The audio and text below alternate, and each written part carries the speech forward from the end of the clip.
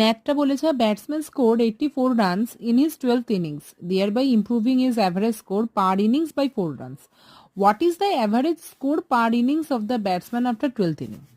তো average score per innings যেটা, average score per innings যেটা, সেটাকে আমি ধরবো এক্স রান। ঠিক আছে, এবার তাহলে 12th ইনিংসে তার 84 রান হয়েছে, তাই 11তম ইনিংসে টোটাল রান কত? 11x, তার সঙ্গে 84টা যোগ করলাম, টোটাল আমার এটা 12তম ইনিংসে হয়েছে। অ্যাভারেজটা কত? 12 দিয়ে ভাগ করে দেবো। এটা ইকুয়ালস টু কত হবে? দেখো 11তম ইনিংসের অ্যাভারেজ পার ইনিং কত?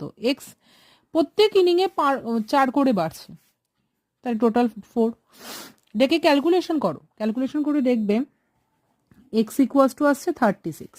এবার এটা তো 11তম ইনিংসের এভারেজ। এবার বলেছে আফটার 12th, তাহলে প্রত্যেক ইনিংয়ে 4 করে বাড়ছে, 36 plus 4 equals to 40। 40 is the answer.